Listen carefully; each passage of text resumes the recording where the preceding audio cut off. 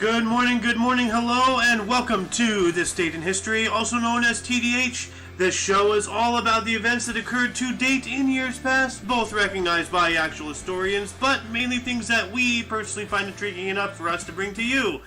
The sources of this information come from the smart device application Today in History, What Happened Today in History, Historical Calendar, and the website onthisday.com. For links to those sources, the music, and anything else potentially interesting, check the underbar in the description below. Anyway, I am A.O. Xander, and today is Tuesday, also known as Tuesday, July 26, 2022. Now, I just realized that I was having some technical difficulties, and my display, what you're seeing here, was not being captured. It was just a black screen, and I saw that the entirety of yesterday's show was a black screen. This is what happens when nobody actually wants to help you.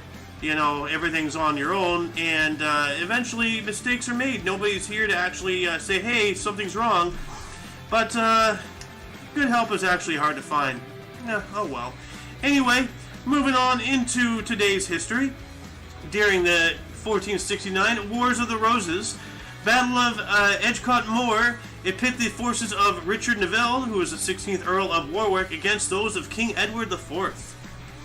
Then, jumping on up into 1519, Francisco Pizarro received a royal charter for the west coast of South America. Well, I think the west coast of South America is a little chilly, you know. At least it's not Brazil. Then in 1524, James V was declared fit to govern by the Scottish Parliament at the age of 12. 12 years old, he was declared fit to govern. Wow, nobody knew anything about job experience and age requirements back then, apparently. Then in 1533, Francisco Pizarro, here's this guy again, he ordered the death of the last Sapa Inca emperor, who was Atahualpa. I don't like this Pizarro guy anymore. Then in 1656, Dutch painter Rembrandt van Rijn was declared that he is insolvent. Now, insolvent is unable to pay the debts owed. And further definition of this, in accounting, insolvency is the state of being unable to pay the debts by a person or company at maturity. Those in the state of insolvency are said to be insolvent. There are two forms, cash flow insolvency and balance sheet insolvency. And for further reading on insolvency and stuff, I already put it in the underbar. As I said, we were having technical difficulties, so I had already gotten up to this point before I realized that everything was going haywire.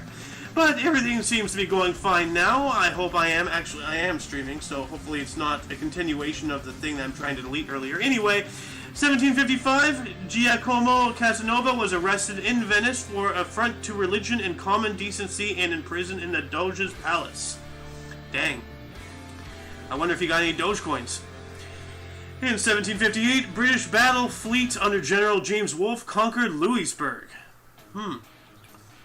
This guy looks skinny, you know, like he's skinny. This guy doesn't look skinny. 1775, U.S. Continental Congress created the United States Post Office, the USPO, in Philadelphia under Benjamin Franklin. That's right, he was the first Postmaster General. So, yeah. And in 1778, New York became the 11th state to ratify the U.S. Constitution. New York, always lagging behind, aren't they, you know? 1822, secret meeting of Simon Bolivar and Jose de San Martin. A military and political leader and a revolutionary leader. So it sounds like Spain. Are those Spain? That looks like Spain. Yeah. Having a civil war before the one I know of. 1882, Richard Wagner's opera Parsifal premiered in Bayreuth, Germany.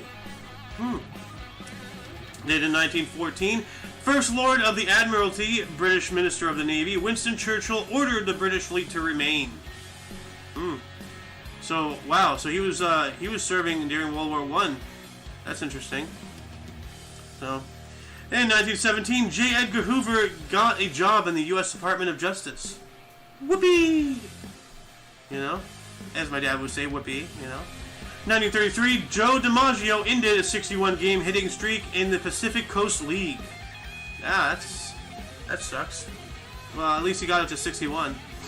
1945, after a Labour landslide in general election, Clement Attlee became British Prime Minister. And he kind of looks like nefarious, like he has a weasel-looking smile going on right there. 1945 as well, the Declaration of Potsdam, U.S., Britain, and China demanded the unconditional surrender of Japan during World War II. Yep, and they got it, eventually. Ooh, okay. 1945, physicist Ramer Schreibler and Lieutenant Colonel Pierre D. Silva departed Kirtland Army Airfield to transport the plutonium core for the Fat Man bomb, which would later be used for the Nagasaki bombing, to the island of Tinian, where the bomb was assembled. So at the same time that U.S., Britain, and China are demanding Japan's unconditional surrender, we, the U.S., are building something that will partially cause a surrender. But it was actually Russia. Once again, Russia coming to our aid. Japan didn't care about the nukes. They didn't care about us invading them. But they were, at the time, experiencing a full-blown invasion by Russia, which didn't end until about a week after they signed the peace accord. Because Russia really wanted Mongolia. So, 1947, President Truman signed National Security Act of 1947, establishing the Department of Defense, the CIA, the Covert Intelligence, the Central Intelligence Agency, the National Security Council, and the Joint Chiefs of Staff. Wow, that's incredible. 1948, Babe Ruth's story premiered. Babe Ruth's last public appearance. Well, adios Bambino.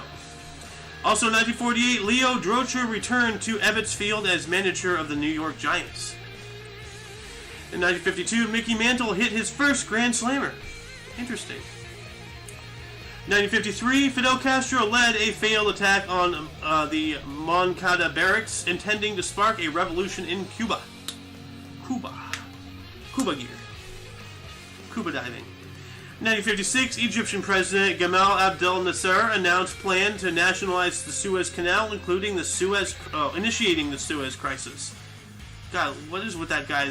That's a... Gee, is it peeling back his face skin to smile? What's going on with that? His head looks like a plum. 1962, Milwaukee Brave Warren Spahn set home run record of 31 by a pitcher. I wonder if that still stands. Let's see here. Record of HRs for pitcher. Yeah, Will Ferrell holds 37 as pitcher. Alright? And this guy is Warren Spahn. So this record would be later to be broken, I believe. Then 1970, Reds catcher Johnny Bench, playing for the day in the outfield, went 4 for 5 with 7 RBIs. I don't know what an RBI is.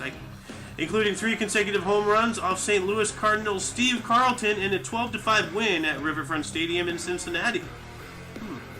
Wonder why this guy's hat is like censored right there. What is that? 1973, Peter Shaffer's musical Equus premiered in London. In 1981, New York Mayor Ed Koch was given the Heimlich maneuver in a Chinese restaurant. I guess that was a sweet and sour cat was not going down easy. 1981 as well, U.S. Open Women's Golf at La Grange Country Club. Pat Bradley shot final round 66-6 to finish 1 stroke ahead of runner-up Beth Daniel, the second of Bradley's 6 major titles. So she would go on to win 4 more. That's cool. 365 days later, in 1982, Indian film star Amitabh Bachchan was seriously injured filming a fight scene for the movie Coolie. 2 years later, in 1984, Bowie Kuhn announced pitcher Vida Blue was suspended for the rest of the 1984 season due to cocaine conviction. That's a good reason. And also in 1984, Expos Pete Rose tied with Ty Cobb with his 3,502nd single. Man, look at that. Like, difference in the hats and the styles, Dang. I want that hat, though. That's a cool hat. 1988, Mike Schmidt set National League record, appearing in 2,155 games at third base as Phillies and New York Mets ended that game at 2:13 in the morning. A.M. Wow. Who's playing baseball at 2 in the morning? Jeez. 2 more years later, in 1990, U.S. President George Herbert Walker Bush signed Americans with Disabilities Act, which, let's look at that. Let's look that up here. Americans with Disabilities Act. It prohibits discrimination based on disability. Which, yeah, if you think special words on magic paper are going to do anything to stop it, no. There's still discrimination all over the place. If anything, it's gotten worse. All these acts have done is just made people more crafty, to do them. 1992, Nolan Ryan struck out his 100th batter for 23rd consecutive seasons. Dang. Also in 1992, Tour de France, Miguel Indurain of Spain defended his title by 4 feet 35 inches from Italian Claudio Chiappucci, Laurent Jalbert point winner. Well, how is it 4 feet 35 inches? Isn't that almost 7 feet right there? 12, 24, 36, 4 plus 3 equals 7. So, who's measuring this crap? Does somebody not know how to add? 4 feet 35 inches, and it's not like you have to get to 4 feet to mark every 4 feet, because there's also 5 feet something inches, and I don't know. If anybody knows how, the measurement rules in this Tour de France thing, please educate me in the comment section. Anyway, moving on up into 2015, the 102nd Tour de France was won by Chris Froome of Great Britain. Froome grows zoom. Also in 2015, during the British Senior Open Men's Golf at Sunningdale, U.S. Marco Dawson won by 1 shot from Bernhard Langer of Germany. Then in 2017, U.S. President Donald Trump announced policy to ban transgender people from the military, overturning Obama-era changes. Yes. Okay, I'm not against trans people, but if you don't know what you are, why should we give you a gun and have you defend something? You're too confused. Focus your mind, get your shit together, and then you can serve. It's not that difficult, you fucking child. 2018, observation of a black hole by the Very Large Telescope in Chile proved Albert Einstein's prediction of gravitational redshift, which was published in Journal Astronomy and Astrophysics. Also in 2018, Sir Paul McCartney performed a secret gig at the Cavern Club in Liverpool, where the Beatles began. Ooh, that's cool. That's really cool. That must have been a great night. That must have been a great night, man. I wish I was there. Just for the history, I'm not a fan of the Beatles, but I'm a very big fan of history, and that'd be fun to experience something like that. 2020, the body of civil rights activist John Lewis crossed the Edmund Pettus Bridge in Selma for the last time. He was beaten there 55 years ago. He got a military honor guard as part of the remembrance ceremony. Good. And rest in peace, John Lewis. Also in 2020, which reminder, just 2 years ago, Italian football giants Juventus won its 9th straight Serie A title with goals from Cristiano Ronaldo and Federico Bernardeschi in a 2-0 win over Sampdoria. Man, these names. Anyway, before we move on to births and deaths, were there any articles that grabbed your attention more than most? Let's open up a dialogue. Talk in the comments section. Any questions you had? Anything you want to elaborate? Anything that you want to elaborate?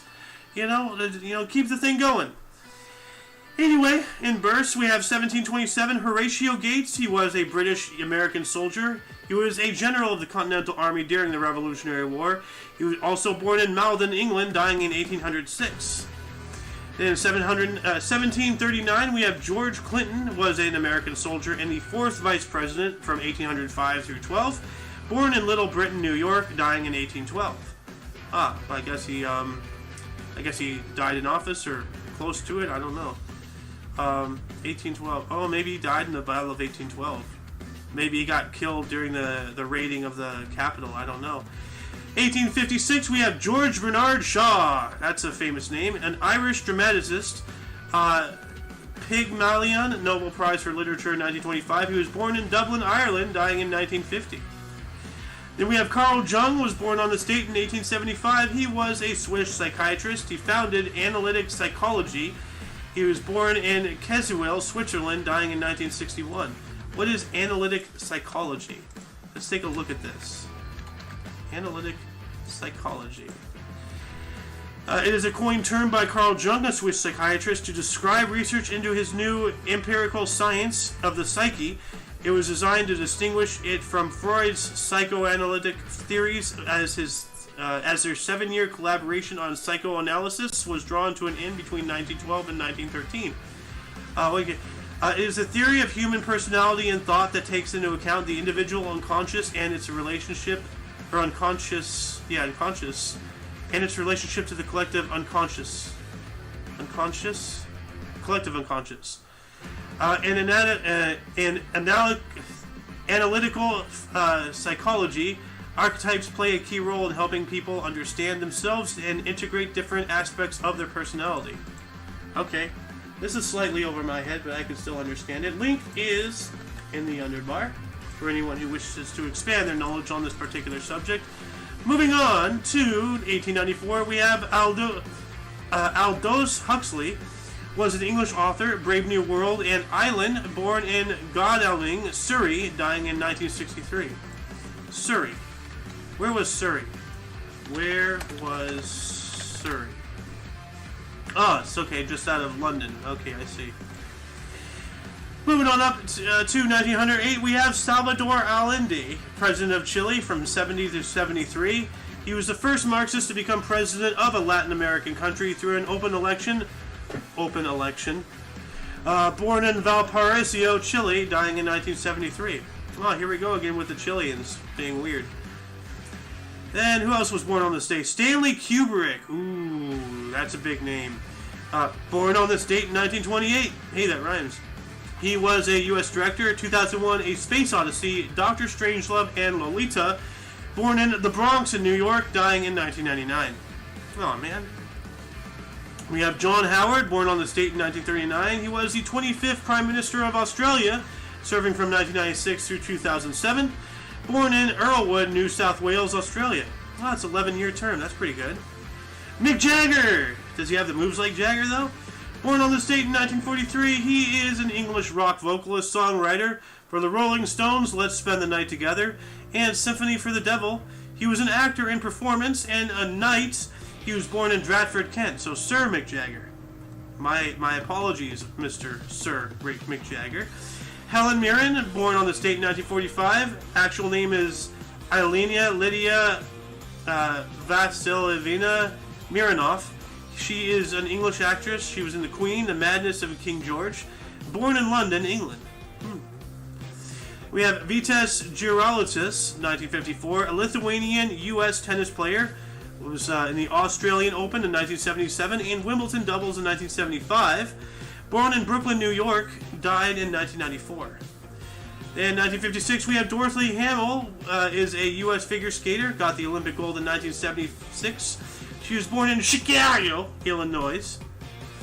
In 1957, we have Wayne Grady, is an Australian golfer, PGA Championship of 1990. He was born in Brisbane, Queensland. Doesn't he kind of look like, why do I want to say Sacha Baron Cohen? But doesn't he look like the guy from Superbad or something? I don't know. Anyway, no. He looks like the guy who wear a Vote for Pedro shirt. Eat Some Ham, Tina. Your mom goes to college. What's that movie? Help me. If someone was here, he'd know right off the shoots. But he kind of looks like that guy. Anyway, 1959, Kevin Spacey is a U.S. actor. He was an American Beauty and House of Cards. He was born in South Orange, New Jersey. Then we have Sandra Bullock, born on this date in 1964. She is a U.S. actress, Speed and The Blind Side, born in Washington, D.C. Ooh. And not many people born in Washington, D.C. that you see, like that. That's interesting. 1967, Jason Statham. Man, we have a lot of big names today. He is a British actor, The Transporter, and Crank, born in Shirebrook, Derbyshire. Isn't he also, isn't he also in Fast and Furious? Isn't he, like Hobbs versus Cobb or whatever? Isn't he the other guy? I know The Rock was Hobbs, I believe. I don't know. Once again, someone, if you're watching this, could really use you right now. But 1980, Jacinta Ardern was a Prime Minister of New Zealand, is the Prime Minister of New Zealand, having served from 2017 and still serving now, unless my source is inaccurate, which maybe. He was born in Hamilton, New Zealand. Moving on into deaths, we have Atahualpa,